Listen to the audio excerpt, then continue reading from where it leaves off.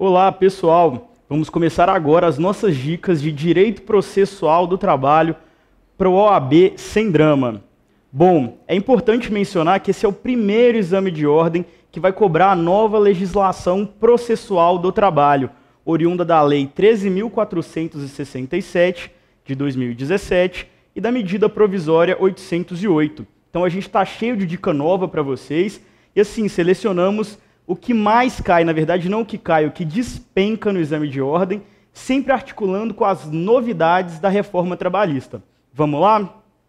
O primeiro tópico que a gente trouxe aqui para discutir com vocês é a questão dos honorários periciais, discutindo também a questão do assistente técnico. Isso porque o examinador, ele geralmente costuma articular esses dois institutos e exigir de vocês o conhecimento da distinção entre eles.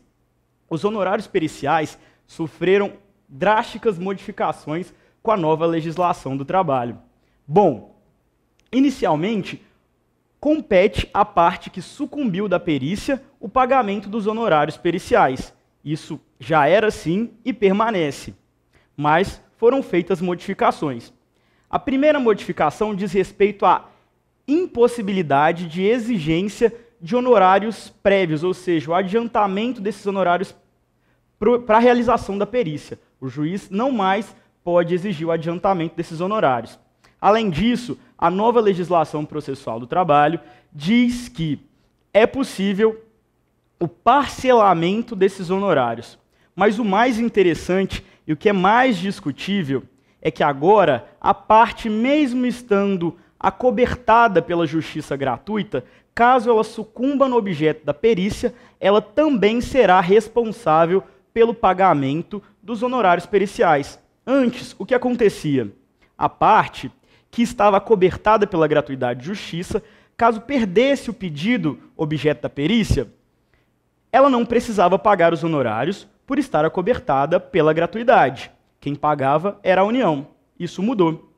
Agora, se a parte sucumbir no objeto da perícia, ela terá que pagar os honorários periciais, mesmo estando acobertada pela gratuidade de justiça, caso existam créditos disponíveis naquele processo. Mas não só isso.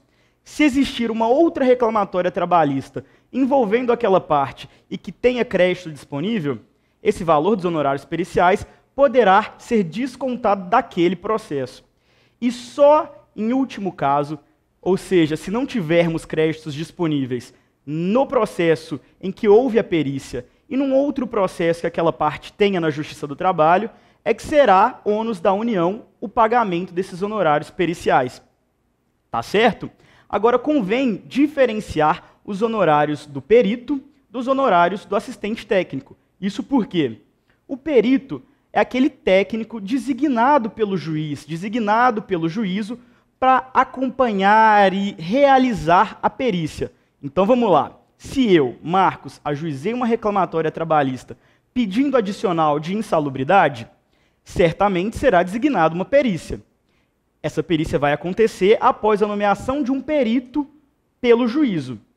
Agora, a parte tem a faculdade de contratar um assistente técnico para acompanhar a realização daquela perícia. Ou seja, teremos um perito como responsável pela elaboração da perícia e apresentação do laudo pericial, e a parte, caso queira, poderá contratar um assistente técnico para acompanhar todo esse procedimento. Mas por ser uma faculdade da parte, prevista lá no CPC, que se aplica ao nosso processo de trabalho de maneira subsidiária e suplementar, a parte pode contratar esse perito, que vai ser assistente, né, o assistente técnico, perdão, e será responsável pelo pagamento dos honorários desse assistente técnico, que não se confundem com os honorários do perito. Tá joia? Vamos ver como é que o examinador veio cobrando isso ao longo do tempo. Vamos ler. Essa questão, ela caiu, salvo engano, no 23º Exame Unificado de Ordem, e diz o seguinte: Rômulo ajuizou a ação trabalhista em face de sua ex-empregadora, a empresa Análise Eletrônica LTDA, e, dentre outros pedidos, pretendeu indenização por horas extras trabalhadas e não pagas, férias vencidas não gozadas nem pagas e adicional de periculosidade. Se a gente viu que tem um pedido adicional, é que certamente vai haver uma perícia. Vamos ver? Na audiência, foi requerida e deferida a perícia, a qual foi custeada por Rômulo, que se sagrou vitorioso no respectivo pedido. Contudo, os pedidos de horas extras e férias foram julgados improcedentes. Rômulo também indicou e custeou um assistente técnico, que cobrou o mesmo valor de honorários que o perito do juízo. Observados os dados acima e o disposto na CLT, na qualidade de advogado que irá orientar Rômulo acerca do custeio dos honorários periciais e do assistente técnico, assinale a afirmativa correta. Então vamos lá, com base no que a gente estudou até aqui, a gente tem essas 4 alternativas. A gente vai ler cada uma delas, vai ver qual é a afirmativa correta e vai desprezar as outras. Vamos lá? A alternativa A diz o seguinte: tendo Rômulo sido vitorioso no objeto da perícia, não há que se falar em pagamento de honorários periciais e do assistente técnico, pois a réus custeará. Errado, porque, como vimos, o assistente técnico é faculdade da parte. Se Rômulo quis um assistente técnico, mesmo tendo sido vitorioso na perícia, é ele quem vai ter que pagar os honorários do assistente técnico, apesar de não ter que pagar os honorários periciais, que vai ser ônus da parte que sucumbiu no objeto da perícia. Vamos ver a alternativa B e por que ela está equivocada. Bom, a alternativa B diz o seguinte: independente do resultado no objeto da perícia, como ao final o rol de pedidos foi parcialmente procedente, Rômulo custeará os honorários periciais e do assistente técnico. Errado. Como vimos, o que importa para saber quem é que vai custear os honorários do perito é quem sucumbiu no objeto da perícia. Os demais pedidos não se articulam com a observância do pagamento dos honorários periciais, pessoal. Vamos ver a questão C. Em virtude da aplicação do princípio da celeridade, descabe a indicação de assistente técnico no processo do trabalho, não cabendo a aplicação subsidiária do CPC nesse mister. Também equivocado. O CPC, no tocante ao assistente técnico, como a gente já discutiu, é aplicado perfeitamente ao processo do trabalho, sendo uma faculdade da parte escolher um assistente técnico para acompanhar a realização da perícia. Então, qual que é a alternativa correta? É a alternativa D, que está aí destacada para vocês. Vamos ver? Tendo Rômulo sido vitorioso no objeto da perícia, os honorários periciais serão custeados pela parte sucumbente no seu objeto. Porém, os honorários do assistente técnico serão de responsabilidade da parte que o indicou. Correto.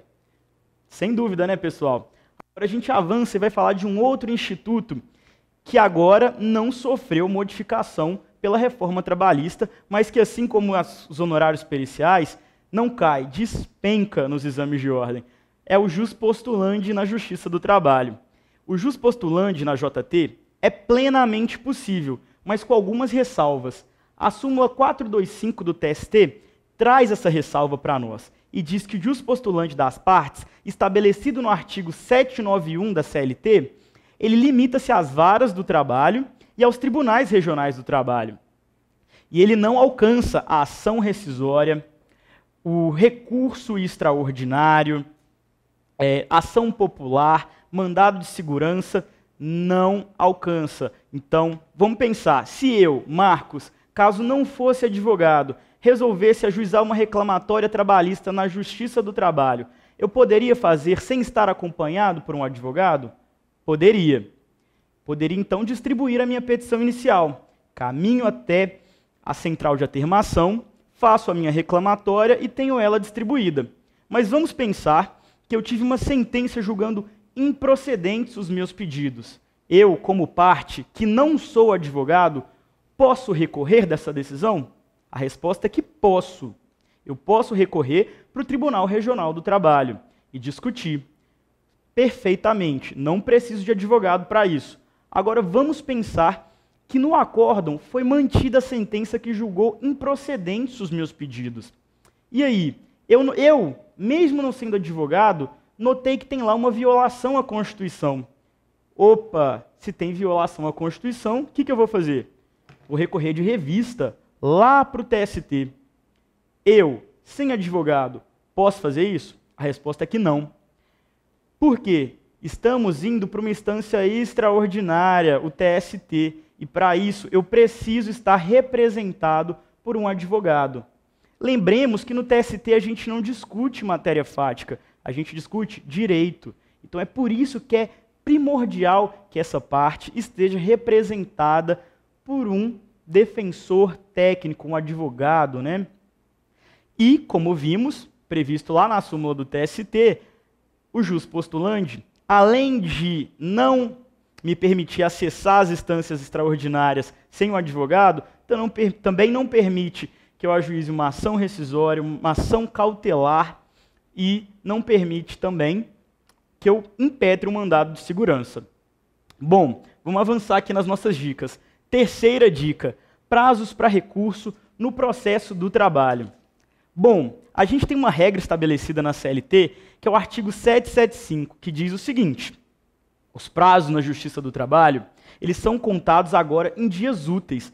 E isso foi feito através da reforma trabalhista, prevista lá na Lei 13.467 de 2017. Antes, na Justiça do Trabalho, os prazos eles eram contados em dias corridos, até por uma questão de celeridade. Mas isso mudou com a reforma trabalhista. Agora os prazos são contados em dias úteis, mas continua aquela regrinha de excluir o primeiro dia e incluir o último dia.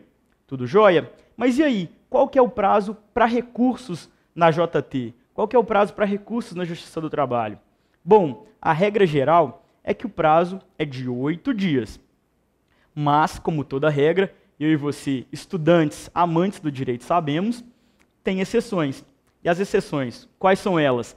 As que mais importam destacar são justamente os embargos de declaração, que tem o prazo de 5 dias, o recurso extraordinário lá para o STF, previsto na Constituição, que tem um prazo de 15 dias, e o prazo para a Fazenda Pública, porque a Fazenda Pública tem prazo em dobro para recorrer na Justiça do Trabalho. Então, se a regra é um prazo de 8 dias, a Fazenda Pública terá 16. Tudo jóia? Bom, vamos seguir com as nossas dicas. Quarta dica, o Instituto da Perempção. O Instituto da Perempção Trabalhista, ele não se confunde com o Instituto da Perempção trazido lá pelo CPC. Essa é uma especificidade nossa da Justiça do Trabalho. A perempção aqui diz o seguinte: é uma penalidade aplicada ao autor que não comparece à audiência inaugural, ensejando, em 2 oportunidades, o arquivamento da ação. E com esses 2 arquivamentos, o que eu tenho, pessoal? Com esses 2 arquivamentos, eu tenho a ocorrência do Instituto da Perempção, que é o seguinte: esse reclamante, que ajuizou 2 vezes a mesma reclamatória, mas em 2 oportunidades deu causa ao seu arquivamento, sofrerá uma penalidade que é de ficar impedido durante 6 meses de distribuir essa mesma ação com esses pedidos idênticos. Tudo jóia? Não se confunde com o Instituto da Perempção previsto no CPC. Então eu, Marcos, se distribuir uma ação pedindo horas extras em face do meu empregador e resolvi não comparecer à audiência inaugural, dei causa a um arquivamento. Até aí, nada ocorreu. Arquivou-se a demanda, mas eu posso propor de novo. Então eu fui lá. Agora eu acho que eu vou conseguir comparecer à audiência inaugural. Vou lá, distribuo de novo. Opa, no dia tive um imprevisto, nada demais, nada que justifique a minha ausência e não pude comparecer novamente. Agora sim a gente está falando do Instituto da Perempção, porque essa demanda vai ser novamente arquivada e eu vou ser penalizado por isso. Eu vou ficar 6 meses impedido de litigar na Justiça do Trabalho em face do meu empregador com o mesmo pedido, ou seja, com um pedido idêntico. Se as minhas 2 outras reclamatórias arquivadas tinham como pedido as horas extras, eu vou ficar 6 meses impedido de distribuir uma nova reclamatória com esse mesmo pedido. Tá legal? Mas aí surge uma dúvida. Marcos, e se nesse meio tempo ocorreu a prescrição? Porque eu posso ter saído do meu trabalho, a gente sabe que o prazo para ajuizar a ação depois do fim do contrato é de 2 anos. E se nesse meio tempo, entre uma distribuição e outra, um arquivamento e outra, eu tive aí, e esses 6 meses de pena, eu tive aí a fluência do prazo prescricional. O TST vem e informa para a gente na súmula 268, dizendo o seguinte: a ação trabalhista, ainda que arquivada, interrompe a prescrição em relação aos pedidos idênticos. É importante dar ênfase para a questão dos pedidos idênticos, Porque vamos lá, se eu rescindi meu contrato há 2 anos atrás, e nesse meio tempo eu ajuizei 2 reclamatórias discutindo hora extra, se na terceira reclamatória eu começo a discutir uma outra questão daquele mesmo contrato, que não é a hora extra, ocorreu a prescrição com relação a esse pedido. Só não vai ter ocorrido com relação à hora extra, porque os pedidos que têm lá o prazo prescricional interrompido são os pedidos idênticos às reclamatórias que foram arquivadas. Tudo certo? Acho que não tem muita dificuldade aí não, né? Vamos seguir. A nossa quinta dica vem com relação às custas processuais e à ausência do reclamante na audiência inaugural. É o seguinte, isso foi uma mudança ocasionada pela reforma trabalhista, também de 2017. O que acontece? Se eu me ausentei da audiência inaugural como reclamante, o que vai acontecer? Essa reclamatória trabalhista vai ser arquivada. Mas e aí? Eu vou ser condenado em custas. Certo, até aí nenhuma dificuldade. Se eu fui condenado em custas, devo pagá-las. Só que a reforma trabalhista veio e trouxe para a gente uma novidade. E atenção, isso pode cair na sua prova, porque tem a ver com o Instituto da Gratuidade e Justiça. E como eu havia dito logo no começo da nossa aula, esse é um instituto que ele foi drasticamente alterado pela nova legislação do trabalho, inclusive sendo objeto de discussão no Supremo Tribunal Federal. O que diz para a gente essa reforma trabalhista no tocante às custas quando o reclamante está ausente na audiência inaugural? Ela diz que o reclamante será condenado ao pagamento das custas, caso não consiga comprovar dentro do prazo de 15 dias um justo motivo para a sua ausência. E não só isso. Ela traz um ônus para o trabalhador, que é o de só poder distribuir uma nova ação com o pagamento das custas daquele outro processo e caso comprove esse pagamento. É pena de indeferimento da petição inicial. Então eu, Marcos, que ajuizei uma reclamatória trabalhista, mas não me senti afim de ir na JT naquele dia, pensei, opa, não consigo comparecer lá, e deixei ser arquivada essa demanda, mas consegui gratuidade de justiça, porque cumpri os requisitos, bom, eu vou ser ainda assim condenado ao pagamento das custas, e mesmo estando acobertado pela gratuidade de justiça, eu vou ter que pagar essas custas processuais, e o pagamento dessas custas é condição para a propositura de nova ação. Tá certo, pessoal? Fiquem de olho. Vamos seguir.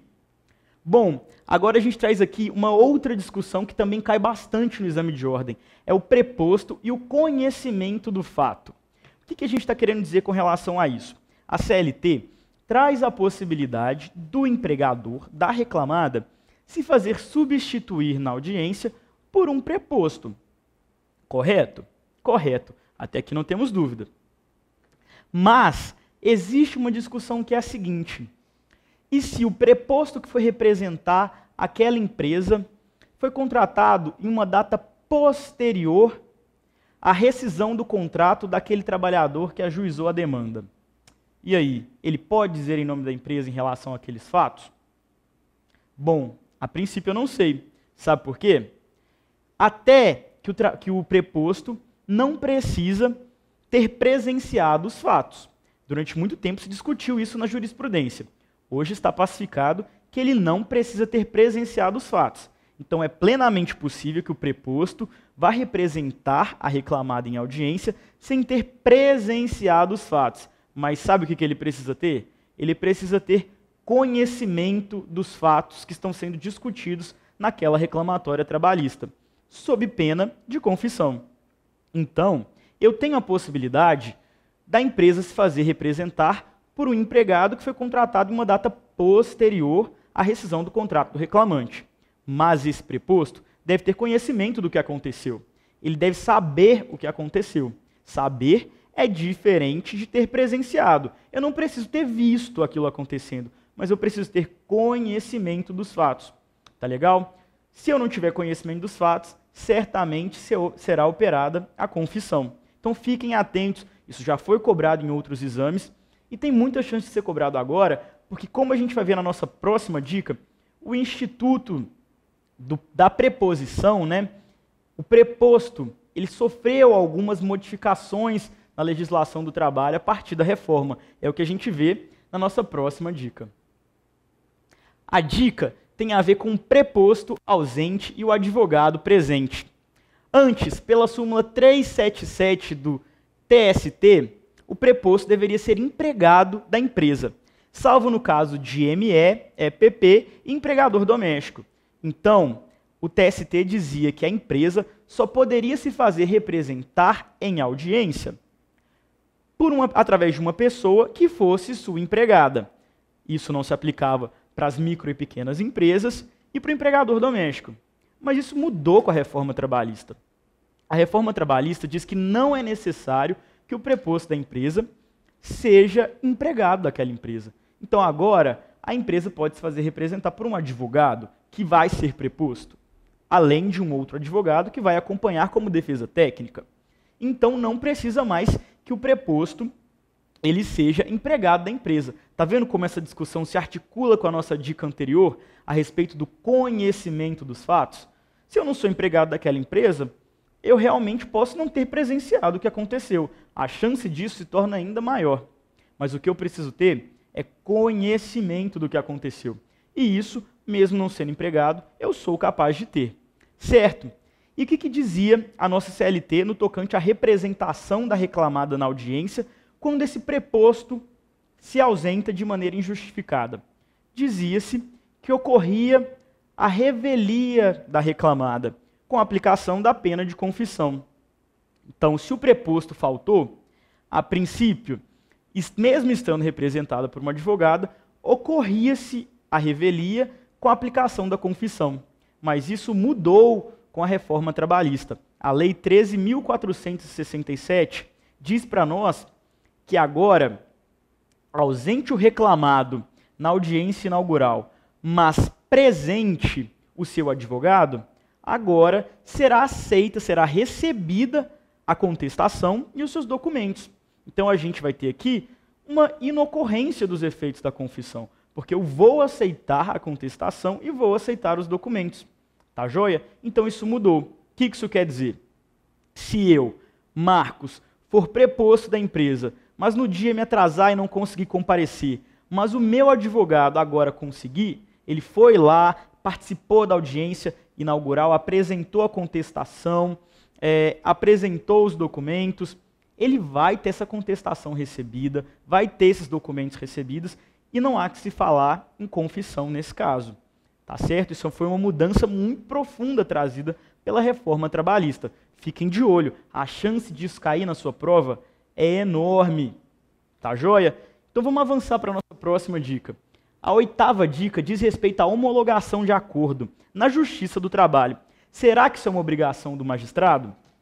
Bom, a resposta eu já adianto para vocês. Não é uma obrigação do magistrado homologar acordos na Justiça do Trabalho. Vamos ver por quê? É o seguinte, na Justiça do Trabalho é permitido que as partes elas transacionem a qualquer momento. É possível que elas acordem naquele processo, que elas promovam um acordo em qualquer fase processual, inclusive na execução, é preciso destacar. Mas será que só porque eu, trabalhador, quero acordar com a minha empresa, a reclamada, o juiz está obrigado a homologar esse acordo? Não, ele não está obrigado. Não é uma obrigação do magistrado. Porque compete ao magistrado analisar aquele acordo e ver se foram cumpridas as formalidades e também se foram cumpridas as exigências legais. Isso é, será que aquele acordo cumpriu a formalidade que estava prevista na lei? Será que não houve renúncia de um direito? Será que eu não violei direito de um terceiro? Será que eu não prejudiquei um terceiro? Compete ao magistrado fazer essa análise. E é por isso que ele não está obrigado a homologar todos os acordos na Justiça do Trabalho. Ele deve fazer essa filtragem do que está sendo discutido e, se ele concordar com aquele acordo, ele homologa. Não é um dever do magistrado homologar, não é uma obrigação. Ele deve fazer a filtragem constitucional, infralegal, analisar a forma, o mérito do acordo, ver se está tudo transacionado direitinho e só assim homologar. Tá joia? Não é uma obrigação A gente costuma ver muitos acordos na Justiça do Trabalho. É uma justiça que tem em si um princípio de conciliação muito forte, mas o juiz não está obrigado a homologar qualquer tipo de acordo. E é legal a gente discutir isso porque, novamente, a gente tem aqui uma mudança trazida pela nova legislação do trabalho. A Lei 13.467, que agora vai ser cobrada no exame de ordem, ela traz uma inovação, que é a possibilidade do acordo extrajudicial. Isso é, eu, enquanto trabalhador, posso, junto ao meu empregador, acordar a respeito de um direito alegado que eu possa ter e de uma possível contraposição a esse direito que a empresa tenha. A gente pode chegar num consenso, fazer uma minuta de acordo, mas a gente precisa submeter isso ao judiciário. Será que, nesse caso, como é um acordo extrajudicial, o juiz está obrigado a homologar? Não, ele não está. Assim como ocorre no acordo judicial, o acordo extrajudicial precisa passar por uma filtragem desse juiz. O juiz precisa analisar as formalidades, o mérito e toda aquela discussão do acordo. E é importante porque essa própria previsão da CLT com relação ao acordo extrajudicial traz inúmeros requisitos. Quer saber um deles? O requisito é que as partes devem estar representadas por advogados. Não é possível que eu, um trabalhador, ou eu, empregador, ambos, sem advogados, transacionem de maneira extrajudicial e simplesmente submeta a apreciação do judiciário. Não podemos. Devemos estar representados por advogados. E pode ser o mesmo advogado? Não, não pode. Essa é uma outra formalidade trazida pela nova legislação do trabalho. As duas partes devem estar representadas por advogados, mas advogados distintos, que vão militar em prol dos direitos de cada um. Então eu vou apresentar meu suposto alegado direito, e a empresa vai apresentar uma possível defesa dela, uma contraposição, a gente vai acordar aquilo extrajudicialmente, mas eu vou ter um advogado aqui, advogados diferentes, que vão ali subsidiar essas negociações e vão produzir esse acordo que depois vai ser submetido à apreciação do judiciário. Aí eu mando lá para o juiz e o juiz vai avaliar a formalidade, o mérito, vai ver se houve renúncia, se houve transação, vai ver se tinha mesmo advogado, se eram advogados distintos. Se tiver tudo ok, ele vai homologar. Essa é uma novidade trazida pela reforma trabalhista. É possível que seja cobrada na sua prova. É uma dica importante que vocês devem ficar atentos. Leiam a CLT, leiam a Lei 13.467, vai ser fundamental para a sua prova. E vamos seguir, vamos passar para a nossa nona dica. A nossa nona dica, ela diz respeito à hora extra e à distribuição do ônus da prova. A gente tem lá o artigo 818 da CLT, que nos informa o seguinte: a distribuição do ônus da prova. É a distribuição do ônus da prova que funciona de uma maneira dinâmica a partir de algumas súmulas que o TST veio lançando, principalmente no tocante à hora extra, controle de jornada. Bom, o que nos informa o artigo 818 da CLT? Ele diz que é ônus da prova do autor os fatos constitutivos do seu direito. Isso quer dizer o seguinte: se eu digo que tenho um direito, eu devo provar que tenho esse direito. O ônus da prova vai ser meu, que alego que tenho esse direito. É o ônus do meu fato constitutivo. E esse mesmo artigo diz o seguinte: é ônus da prova do reclamado, da reclamada, o fato impeditivo, modificativo ou extintivo do direito do autor. Tá certo? Então essa é a distribuição do ônus da prova geral, prevista lá na CLT. Só que ela muda um pouquinho quando a gente está a falar de hora extra e de controle de jornada. Isso está previsto lá na súmula 338 do TST, que diz o seguinte: se eu, enquanto reclamado, tenho lá uma empresa com mais de 10 empregados, eu estou obrigado a controlar a jornada desse meu empregado. É o que diz a súmula. Se tem uma empresa com mais de 10 empregados, eu preciso controlar a jornada. E devo apresentar no processo esses cartões de ponto, sob pena de serem presumidas verdadeiras as jornadas alegadas na petição inicial do autor. Vai ocorrer aí uma confissão, caso eu seja uma empresa com mais de 10 empregados que optei por não controlar a jornada ou que simplesmente não apresentei esse cartão de ponto no processo. Tá joia? Aqui então há uma inversão do ônus da prova. Se eu tenho mais de 10 empregados, eu tenho esse ônus de apresentar o cartão de ponto. Agora, se eu sou uma empresa com menos de 10 empregados, eu não estou obrigado. Continua sendo o ônus do autor produzir a prova daquele direito dele e eu não tenho que apresentar nenhum controle de jornada. Lembrando que eu, como empresa, ainda posso me desincumbir do meu ônus de outra maneira. Por quê? Quando eu deixo de apresentar esse cartão, ocorre uma presunção de veracidade da alegação do autor no tocante à jornada. Mas é uma presunção que é relativa. E se é relativa, vocês bem sabem que cabe prova em contrário. Se eu levar boas testemunhas, eu posso desconstituir aquela alegação do autor. É o que nos informa também essa súmula. E essa súmula vai adiante. Ela diz também que, caso esteja acordado na negociação coletiva a obrigação do controle de jornada, a presunção de veracidade da jornada de trabalho, ainda que prevista em instrumento normativo, ela vai poder ser elidida por uma prova em contrário. Isso quer dizer que eu não posso, por meio de uma negociação coletiva, instaurar uma presunção absoluta de veracidade nas alegações do autor.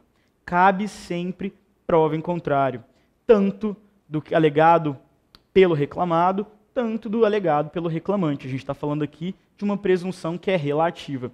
E por último, mas também muito importante, a gente tem lá a respeito do cartão de ponto britânico, aquele cartão de ponto que é exato. Se eu tenho esse ônus de apresentar enquanto empregador o cartão de ponto do meu empregado, eu devo apresentar cartões verdadeiros, que condizem com a realidade.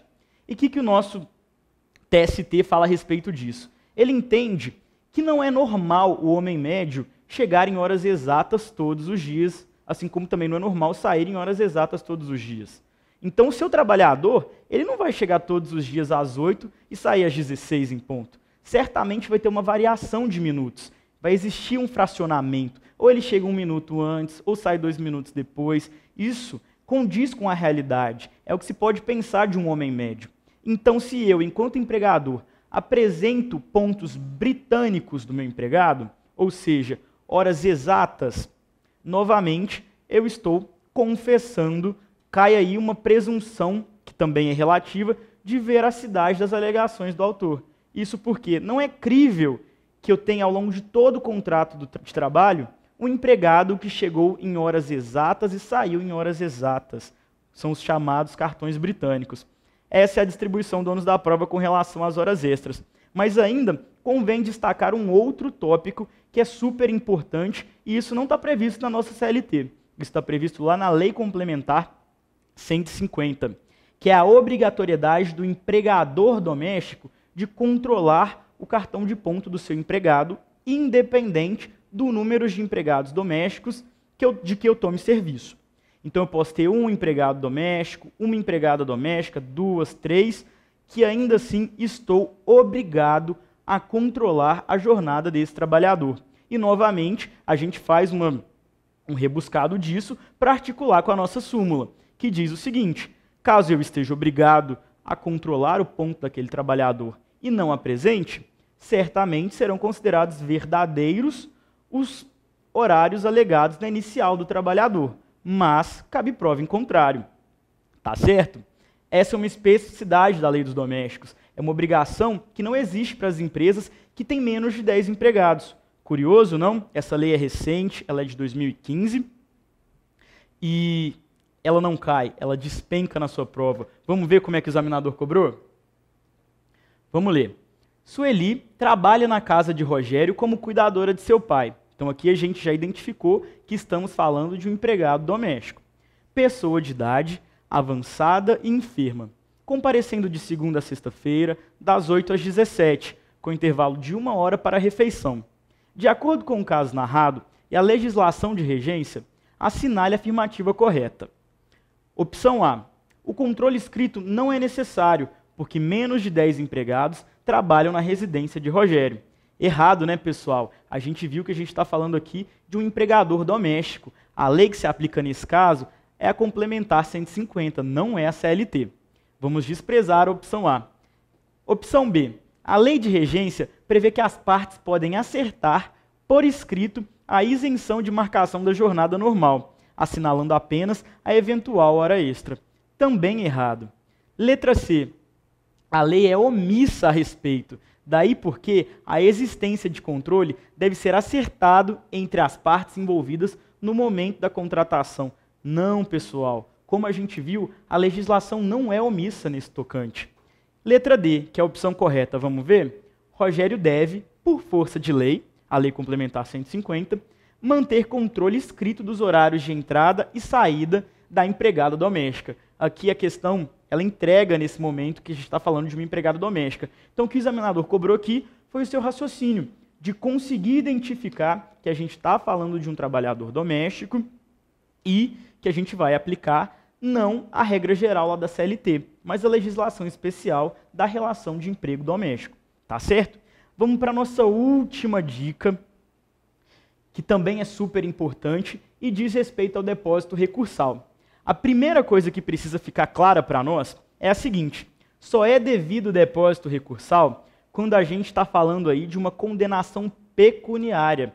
Isso por quê? O que é esse depósito recursal? Ele serve para garantir ali uma futura execução, para dizer que tem crédito naquele processo que é minimamente capaz de pagar o trabalhador caso a demanda dele seja julgada procedente.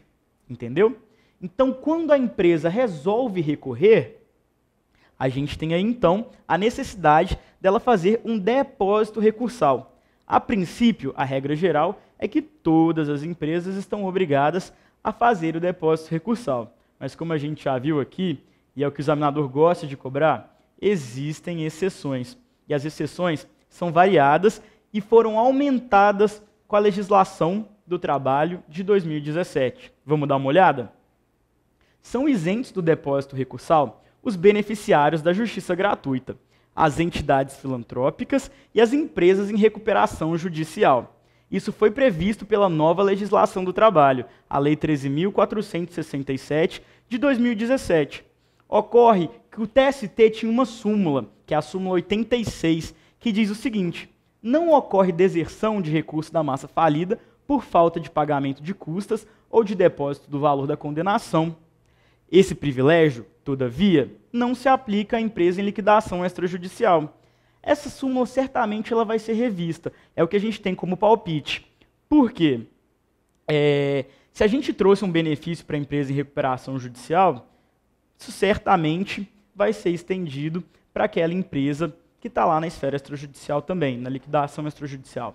Bom, a gente ainda não sabe, são só conjecturações. Vamos nos ater ao que está aí por enquanto na legislação.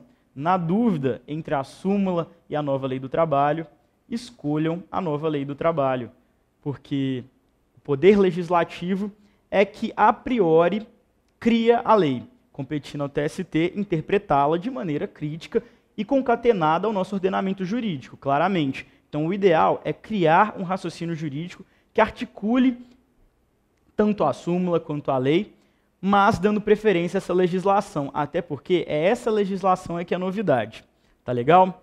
E tem uma outra peculiaridade trazida pela nova legislação do trabalho, que diz respeito à possibilidade de pagamento de só metade do valor do depósito recursal. Essa possibilidade, ela se aplica às empresas micro e pequenas empresas, às entidades sem fins lucrativos, aos empregadores domésticos e aos microempreendedores individuais. Ou seja, essas pessoas, elas têm esse valor reduzido do depósito recursal pela metade. É uma novidade trazida pela legislação, é bem possível que caia na sua prova.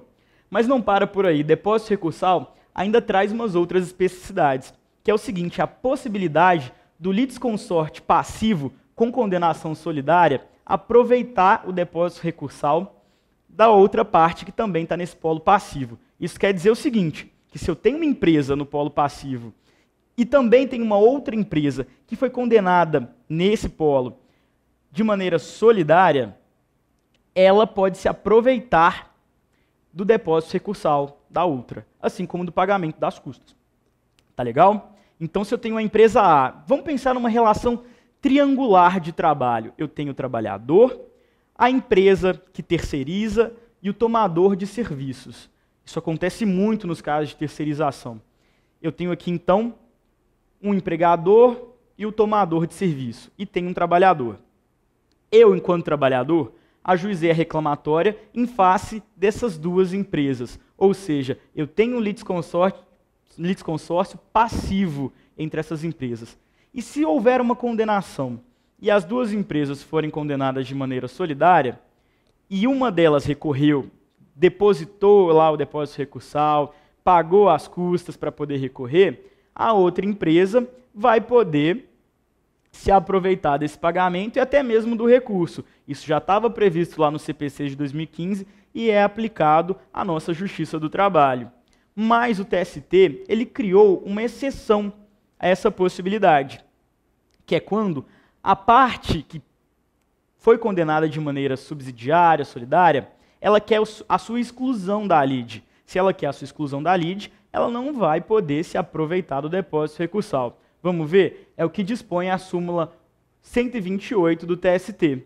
Não aproveita o depósito se o litisconsórcio for condenado solidária ou subsidiariamente e pretende, com o recurso, a sua exclusão da lide. Pessoal, as 10 dicas foram essas, mas a gente não para por aí, porque eu trouxe uma surpresa para vocês, é uma dica bônus, e que tem muito a ver com o que pode cair nesse novo exame, e tem tudo a ver com a OAB, conosco, os advogados de modo geral. É a dica bônus, são os honorários sucumbenciais, honorários advocatícios. Antes, a possibilidade de condenação de honorários sucumbenciais na Justiça do Trabalho era super restrita. Ela se restringia a quando a parte estava sendo assistida pelo seu sindicato. Então, só havia condenação em honorários sucumbenciais caso a parte estivesse sendo assistida pelo seu sindicato. Mas isso mudou. A Lei 13.467 trouxe a possibilidade de condenação em honorários sucumbenciais para todas as partes que estejam litigando na justiça, acompanhadas de advogado, e inclusive para aquele advogado que está litigando em causa própria. Então vamos pensar, eu, Marcos, advogado, resolvi ajuizar uma reclamatória trabalhista e vou ser o meu próprio patrono, ou seja, estou advogando em causa própria, eu também tenho direito a receber os honorários sucumbenciais. Esses honorários, eles foram previstos com uma margem de discricionariedade para o juiz. O juiz vai arbitrar os honorários sucumbenciais num limite de 5% a 15% do valor da liquidação ou do valor da causa. Vamos ver como é que está lá? Artigo 791-A. Ao advogado, ainda que atue em causa própria, serão devidos honorários de sucumbência fixados entre o mínimo de 5% e o máximo de 15% sobre o valor que resultar da liquidação da sentença, do proveito econômico obtido, ou não sendo possível mensurá-lo, sobre o valor atualizado da causa. É importante destacar o parágrafo 1º, que diz o seguinte: os honorários são devidos também nas ações contra a fazenda pública e nas ações em que a parte estiver assistida ou substituída pelo sindicato da categoria. Essa possibilidade, da parte já estar assistida pelo sindicato, ela já existia e foi mantida pela reforma. Agora, uma grande questão está ali no parágrafo 3º. Na hipótese de procedência parcial, o juízo ele vai arbitrar honorários sucumbenciais recíprocos. Ou seja, se eu, enquanto trabalhador, ajuizei uma reclamatória, fiz vários pedidos, mas tive uma sentença parcialmente procedente, eu vou ser condenado a pagar os honorários do advogado da outra parte nos pedidos que eu perdi, assim como a outra parte vai ser condenada a pagar os honorários do meu advogado nos pedidos que ela sucumbiu, nos pedidos que ela perdeu. E é vedado o abatimento, de um honorário com o outro. Então poderia se pensar, poxa vida, eu tive uma sentença parcialmente procedente. Então, ao invés do reclamante pagar os honorários do advogado da reclamada e do advogado do reclamado pagar os honorários do advogado do reclamante, vamos compensar os dois. Vamos fazer uma compensação, ninguém paga advogado de ninguém. Isso pode? Isso não pode, pessoal. É vedada a compensação. Eu não posso compensar. Se eu perdi determinadas partes do meu processo, eu vou ter que pagar os honorários sucumbenciais arbitrados desses pedidos, e os que eu ganhei, a outra parte vai ser condenada a pagar os honorários do meu advogado com base nos pedidos que eu ganhei. Tá certo? Os honorários sucumbenciais na JT são novidade. Como eu disse, eles eram previstos só para quando a parte estava sendo assistida pelo sindicato da categoria, e agora não. Foi totalmente estendido. A parte que está lá com advogado particular, contratou, se ela tiver uma sentença totalmente procedente, o advogado dela vai receber honorários advocatícios calculados sobre o valor total da condenação. Se ela tiver uma sentença parcialmente procedente, eu vou ver lá o que ela perdeu e vou calcular os honorários que ela vai pagar para o advogado do reclamado, e o que ela ganhou naquela demanda, eu vou calcular o que o advogado do reclamante vai receber com base naquilo. Tá certo? E como a gente viu lá no parágrafo 3º, é vedada a compensação entre esses honorários. Então esses honorários vão ser devidos. Eu não posso compensá-los e deixar o reclamante não pagar os honorários do reclamado e o reclamado não pagar os honorários do reclamante quando eu tiver uma sentença parcialmente procedente, tá legal? Bom, pessoal, com isso a gente encerra as nossas dicas de processo do trabalho. Eu espero que vocês tenham gostado, que vocês façam uma excelente prova, que vocês estudem bastante e garantam o seu nome na lista dos aprovados. A Vermelhinha espera por vocês. Forte abraço e até a próxima!